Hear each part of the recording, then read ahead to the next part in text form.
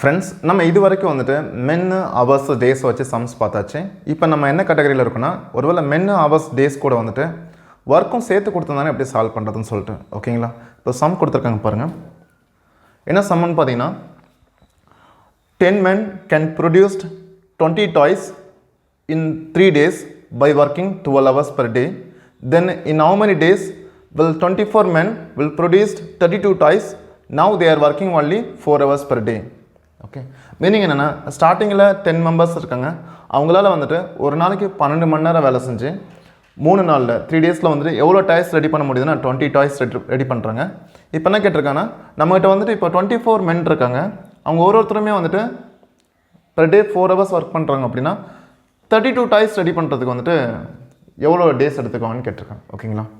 இங்கே ஒர்க்குங்கிறது பார்த்தீங்கன்னா, இந்த மாதிரி டாய்ஸ் ரெடி பண்ணுறது, இன்னும் சில சமயம் வந்துட்டு கார் வாஷ் பண்ணுறான்னு சொல்லியிருப்பாங்க. ஜஸ்ட் ஒரு 10 பேர் வந்துட்டு ஒரு 40 காரை வாஷ் பண்ணுறாங்கன்னு சொல்லிட்டு கார் வாஷ் பண்ணுறது, அப்புறம் வந்துட்டு புக்கு பைண்ட் பண்ணுறது. ஓகேங்களா. ஆல்ரெடி நான் என்னோடய கான்செப்ட்லேயே வந்துட்டு எதெல்லாம் வந்துட்டு ஒர்க்குங்கிற கேட்டகரியில் வரும்னு நான் உங்களுக்கு எக்ஸ்பிளைன் பண்ணியிருப்பேன். ஓகேங்களா. இங்கே பார்க்கும்போது நான் அந்த சம்மை ரீட் பண்ணும்போது எல்லாமே நான் எடுத்து எழுதியாச்சு. ஆக்சுவலாக நமக்கு என்னோட ப்ரீவியஸ் சம்மில் கேட்டகரியில் பார்க்கும்போது நம்ம M1 D1 H1 தான் பார்த்தோம். ஒர்க் வரும்போது அது எப்படி இருக்குன்னா, just M1 D1 H1 divide by W1 equal to M2 D2 H2 divide by W2ன்னு சொல்கிறேன். ஓகேங்களா. ஏன்னா நம்ம ஒரு விஷயம் தெரியும், இந்த ரெண்டு குரூப்புமே வந்துட்டு பண்ணுற அமௌண்ட் ஆஃப் ஒர்க் என்னவாக இருக்கும், ஜஸ்ட்டு ஆல்மோஸ்ட் வந்துட்டு டேரெக்ட்லி ப்ரொபோர்ஷன் சொல்லுவாங்க. ஓகேங்களா. அதனால தான் நான் இப்படி எழுதியிருக்கேன். இப்போ எனக்கு ஜஸ்ட் என்னென்னா, இந்த மாதிரி இருந்தால் எனக்கு சப்ஸ்டிட் பண்ண ஆன்சர் கிடைக்கும். நான் என்ன பண்ணுறேன்னா, எல்லாமே ஒரே லைனில் வர மாதிரி பார்த்துக்கிறேன். அப்படி பார்க்கும்போது இந்த W1 வந்துட்டு நான் அந்த சைடு கொண்டு போயிடுறேன், W2 வந்துட்டு நான் லெஃப்ட் சைடு கொண்டு வந்துடுறேன். அப்போ இந்த ஃபார்மேட் எனக்கு எப்படி நான் எழுத முடியும்னா, M1 D1 H1 W2 M2 D2 H2 W1. நான் அதை டேரெக்டாக உங்களுக்கு நான் சொல்லி கொடுத்துருப்பேன் எப்படி எழுதணும். அப்போ டவுட் வந்துடும், என்ன சார் இதை மட்டும் மாற்றி எழுதியிருக்காரு அப்படின்னு சொல்லிட்டு. ஆக்சுவலாக அது இதுலேருந்து தான் நமக்கு ஜெனரேட் ஆகிருக்கு. சரிங்களா. இதுலேருந்து தான் ஜெனரேட் ஆகி வந்திருக்கு. இப்போ என்ன, நான் டேரெக்டாக வேல்யூ மட்டும் சப்ஜெக்ட் பண்ண போதும். M1 எவ்வளோன்னு பாருங்கள், 10, D1 3, H1 12. இந்த ரொம்ப கவனிங்க, எல்லாமே எந்த இடத்துல மிஸ்டேக் பண்ணுவீங்கன்னா, W1 W2 எழுதும் போது, ஒர்க் 1 ஒர்க் 2 எழுதும் போது நீங்கள் வந்துட்டு ரொம்ப கவனமாக டேரெக்டாக நிறைய பேர் என்ன பண்ணுவீங்கன்னா, W1க்கு இங்கே எழுதி சால்வ் பண்ணுறீங்க. ஆனால் அந்த நீங்கள் இங்கே எழுதி சால்வ் பண்ணுற ஆன்சரை ஒரு ஆப்ஷனாக வச்சுருப்பாங்க. கேர்லெஸ் மிஸ்டேக் பண்ண வேணாம். இங்கே பாக்கி எல்லாமே நீங்கள் வேகமாக எழுதிக்கலாம். இந்த W1 W2 எழுதும் போது மட்டும் ரொம்ப கவனமாக எழுதிக்கிங்க. இங்கே W2 தான் வருது. W2 வேல்யூ வந்துட்டு பார்த்தீங்கன்னா 32, M2 24, D நம்ம கண்டுபிடிக்கணும், H2 4, W1 எவ்வளோன்னு பாருங்கள் 20. நான் சொல்கிறது புரிஞ்சுங்களா. M1 D1 H1 ப்ராப்பராக சப்ஜெக்ட் பண்ணிட்டேன். அதே மாதிரி M2 D2 H2 ப்ராப்பராக சப்ஜெக்ட் பண்ணிட்டேன். W1 W2 சப்ஜெக்ட் பண்ணும்போது ரொம்ப கவனமாக பார்த்து நிதானமாக சப்ஜெக்ட் பண்ணிட்டேன். சரிங்களா. ஓகே, இப்போ நம்ம சால்வ் பண்ணிக்கலாம். 2 times. தென் வந்துட்டு ஓகே, இங்கே பாருங்கள் 12 இதில் 2 times, 4 இதில் 8 times, 2 வந்துட்டு இதில் 4 times, இந்த 2 வந்துட்டு இதில் 2 times. இங்கே எதுவுமே கிடையாது.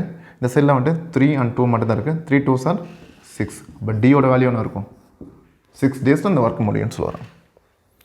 உங்களுக்கு புரிஞ்சிங்களா. ஓகே, ஜஸ்ட் இதாங்க. இன்னும் அதில் 2-3 சம் எடுத்து சால்வ் பண்ணும்போது உங்களுக்கு தெளிவான ஐடியா கிடைக்கும்.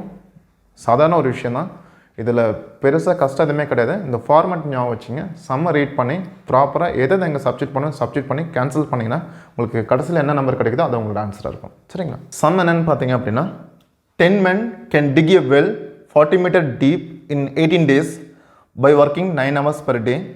Then how many labors we need to dig a well of 80 meter deep in 6 days? Now they are working only 9 hours per day சொல்லியிருக்காங்க. ஓகேங்களா. ஸ்டார்டிங்கில் வந்துட்டு 10 பேர் ஒரு நாளைக்கு 9 மணி நேரம் வேலை செஞ்சு கரெக்டாக 18 டேஸில் வந்துட்டு 40 மீட்டர் வெளில வந்துட்டு டிக் பண்ணி எடுக்கிறாங்க. இப்போ என்ன கேட்டிருக்காங்க அப்படின்னா, ஜஸ்ட்டு இதே மாதிரி 80 மீட்டர் வெளில வந்துட்டு நம்ம டிக் பண்ணுறதுக்கு வந்துட்டு நம்மகிட்ட இப்போ 6 டேஸ் தான் இருக்குது. ஒரு நாளைக்கு 9 hours ஒர்க் பண்ணோன்னா எவ்வளோ பேர் தேவைன்னு கேட்டிருக்காங்க. ஓகே, இங்கேயும் பாருங்கள், எனக்கு ஹவர்ஸு டேஸு மென்னெல்லாம் நமக்கு ஈஸியாக அண்டர்ஸ்டாண்ட் பண்ணி பிக் பண்ணி வெளியே எடுத்துக்கலாம். நார்மலாக யூஸ் பண்ணுங்கள். வெளில வந்துட்டு டிக் பண்ணி எடுத்து வெளியே எடுக்கிறதுக்கு இதுக்கு பேர் என்னங்க, ஒர்க் தானே அது. அப்போ அமௌண்ட் ஆஃப் ஒர்க் வந்துட்டு W1 இது வந்துட்டு W2. அது அப்படி இங்கே சப்ஜெக்ட் பண்ணிக்கலாம். நீங்கள் சம்மில் இருந்து கரெக்டாக இதை மட்டும் நோட் பண்ணி எழுதிட்டிங்கன்னா, நான் உங்களுக்கு அண்டர்ஸ்டாண்டிங் ஆகுனால இப்படி எழுதியிருக்கேன். நீங்கள் சம்மில் பார்த்து அப்படியே எல்லாமே இதில் டேரெக்டாக சப்ஜெக்ட் பண்ணிக்கலாம். ஓகே, கொஸ்டினை பார்த்துட்டேன். இப்போ M1 பார்த்தீங்கன்னா 10, D1 18, H1 9, W2 பார்த்தீங்கன்னா 80. நான் தெளிவாக சொல்லியிருந்தேன், W1 W2 சப்ஸ்டிட் பண்ணும்போது ரொம்ப கவனமாக சப்ஸ்டிட் பண்ணுங்கள். M2 நம்ம அதை கண்டுபிடிக்கணும். D2 வந்துட்டு 6, H2 9, W1 40. செக் பண்ண இது அப்படியே இதில் 2 டைம்ஸுங்களா, இது 9 9 கேன்சல் ஆயிரும். 6 வந்துட்டு 18ல் 3 டைம்ஸு. ஓகே, எல்லாம் முடிஞ்சு. 10 3s are 30 into 2 60. ஓகே, கவனிச்சிங்க. இதில் இப்போ நான் ரெண்டு கொஸ்டின் ஆன்சர் பண்ண போகிறேன். ஜஸ்ட் எவ்வளோ லேபர்ஸ்ன்னு கேட்டாங்கன்னா நீங்கள் 60 ஆன்சர் பண்ணிக்கோங்க. எவ்வளோ லேபர்ஸ் தேவைன்னா 60. ஒருவேளை வந்துட்டு எக்ஸ்ட்ரா எவ்வளோ லேபர்ஸ்ன்னு கேட்டிருக்காங்கன்னா இதுக்கு வந்து 60 வராது. ஒருவேளை question how many additional labors we needன்னு கேட்டிருப்பாங்க. சம்டைம் கொஷின்ஸில் நீங்கள் பார்த்தீங்கன்னா, ஓகேங்களா? அப்போ நீங்கள் ஒரு விஷயம் யோசிச்சு பாருங்களேன், எக்ஸ்ட்ரா தான் நமக்கு கேட்டிருக்காங்க. ஆல்ரெடி நம்மகிட்ட 10 பேர் இருக்காங்க. இப்போ அந்த வேலையை முடிக்கிறதுக்கு வந்துட்டு நமக்கு 60 பேர் தேவை. இப்போ எவ்வளோ பேர் தேவைன்னு கேட்டால் 60 ஆன்சர். எவ்வளோ பேர் எக்ஸ்ட்ரா தேவைன்னு கேட்டால் ஆல்ரெடி நம்மளுடைய 10 மெம்பர்ஸ் இருக்காங்க. வெளியிலேருந்து எவ்வளோ பேர் கூப்பிட்டா போதும்? 50 மெம்பர்ஸ். அப்போ ஆன்சர் என்ன இருக்குன்னா, மொத்தத்தில் இருந்து இருக்கிறத ரிமூவ் பண்ணிட்டோம்னா நமக்கு எக்ஸ்ட்ரா கிடச்சிடும். 50 மெம்பர்ஸ். சொல்கிறது புரிஞ்சுங்களா? ஓகே, இந்த மாதிரி நம்ம ஆன்சர் பண்ணிக்கலாம். இன்னும் 1 or 2 சம்ஸ் பார்க்கும்போது இன்னும் தெளிவாக ஐடியா கிடைக்கும். ஓகேங்களா? சம் என்னன்னு பார்த்தீங்க அப்படின்னா, 9 examiner can correct certain number of answer book in 12 days by working 5 hours per day.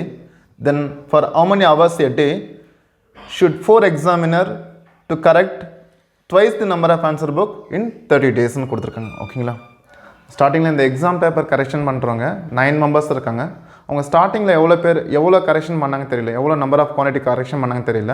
அதுக்காக அவங்க எவ்வளோ ஹவர்ஸ் ஒர்க் பண்ணியிருக்காங்கன்னா 5 hours. மொத்தமாக எவ்வளோ டேஸ் ஒர்க் பண்ணியிருக்காங்கன்னா 12 days ஒர்க் பண்ணியிருக்காங்க. இப்போ கொஸ்டின் என்னென்னா, ஸ்டார்டிங்கில் எவ்வளோ கரெக்ஷன் பண்ணியிருக்காங்களோ அதே மாதிரி 2 times இங்கே கரெக்ஷன் பண்ணி ஆகணும். அதுக்காக அவங்க கொடுத்துருக்க டேஸ் பார்த்தீங்கன்னா 30 days.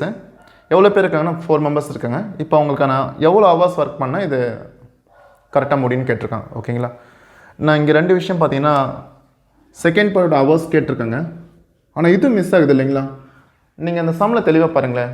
ஃபஸ்ட் லைனில் பார்த்தீங்கன்னா, ஃபஸ்ட்டு பார்ட்டில் வந்துட்டு certain number of answer bookன்னு இருக்கும். செகண்ட் பார்ட்டில் வந்துட்டு twice the number of answer bookன்னு இருக்கும். ஓகேங்களா? இதுக்கு மீனிங் என்ன அப்படின்னா, ஜஸ்ட்டு அவங்க என்ன வேணாலும் பண்ணிட்டு போட்டோம். இதோட மீனிங் என்ன, ஸ்டார்டிங்கில் எவ்வளோ ஒர்க் பண்ணுறாங்களோ அந்த மாதிரி 2 times செகண்ட் பார்ட்டில் ஒர்க் பண்ணுறாங்க. இது thrice the amount of ஒர்க்னா 3 times, 4 timesனா 4 times. ஓகேங்களா? மீனிங் என்ன சொல்ல வரீங்க சார் அப்படின்னு கேட்டிங்கன்னா, இந்த மாதிரி ஜஸ்ட் வேல்யூ எதுவுமே கொடுக்காம இந்த மாதிரி பஸ்ஸலாக க்ரியேட் பண்ணியிருந்தாங்கன்னா நீங்கள் என்ன பண்ணிக்கலாம்னா, ஸ்டார்டிங்கில் ஒர்க் பண்ணுற அமௌண்ட் ஆஃப் ஒர்க்கை நீங்கள் ஒன்றா லாஜிக் எடுத்துக்கலாம். இப்போ நம்மளே செக் பண்ணிக்கலாமே. ஒரு ஸ்டார்டிங்கில் ஒரு 10 papers கரெக்ஷன் பண்ணியிருக்காங்கன்னா, ஸ்டார்டிங்கில் ஒரு 100 papersன்னு வச்சுங்க. செகண்டில் twice the number of work அப்படின்னா 200 தானே. இப்போ 100 200 ரேஷியோ எடுத்து பாருங்கள், 1:2. ஒரு 4 timesனா 100 400 ரேஷியோ வந்து 1:4. நான் என்ன சொல்ல வரேன் அப்படின்னா, இந்த மாதிரி பஸ்ஸலாக ஸ்டேட்மெண்ட்டை க்ரியேட் பண்ணியிருந்தாங்கன்னா நீங்கள் ஸ்டார்டிங்கில் இருக்கிற அமௌண்ட் ஆஃப் ஒர்க் வந்துட்டு நீங்கள் எக்ஸ் ஒய் என்ன வேணால் எடுத்துக்கலாம். நீங்கள் 1 எடுத்துட்டிங்கன்னா பிரச்சனை கிடையாது சொல்லுவாங்க. அப்போ இங்கே பண்ண மாதிரி இங்கே 2 times தானே, அப்போ 2ன்னு எழுதுங்க. 3 timesனா 3ன்னு போட்டுக்கணும். 4 timesனா 4ன்னு போட்டுக்கணும். அப்போ எல்லாமே உங்களுக்கு ஃபில் ஆச்சு. இது அப்படியே சப்ஸ்டிட் பண்ண வேண்டியதான். M1 பாருங்கள் 9, D1 12, H1 5, W2 2, M2 4, D2 30, H2 நம்ம கண்டுபிடிக்கணும், W1 1. தென் சால்வ் பண்ணும்போது இதில் 6 times, 4 வந்துட்டு இதில் 3 times, 3 வந்துட்டு இதில் 2 times, 2 கேன்சல் ஆச்சு. எனக்கு H வந்துட்டு எவ்வளோ கிடைக்குது 9. இப்போ வந்துட்டு பெர் டே வந்துட்டு 9 hours ஒர்க் பண்ணணும். சரிங்களா? இந்த பர்டிகுலராக இந்த சம்லேருந்து நம்ம என்ன லேர்ன் பண்ணியிருக்கோம் அப்படின்னா, certain number of work twice the number of work, certain number of work 3 times of workன்னு கேட்டால் ஸ்டார்டிங்கில் இருக்க அமௌண்ட் ஆஃப் ஒர்க்கை 1ன்னு எடுத்துங்க. செகண்ட் பார்ட்டில் வந்து twiceனா 2ன்னு எடுங்க, 3 timesனா 3ன்னு எடுங்க. புரிஞ்சுங்களா? 2.5 timesனா 2.5ன்னு எடுத்து நீங்கள் சப்ஜெக்ட் பண்ணிங்கன்னா உங்களுக்கு டேரெக்ட் ஆன்சர் கிடச்சிடும். உங்களுக்கு புரிஞ்சுன்னு நினைக்கிறேன். இன்னும் 1 or 2 சம் சால்வ் பண்ணால் இன்னும் தெளிவாக புரியும். Okay, thank you so much.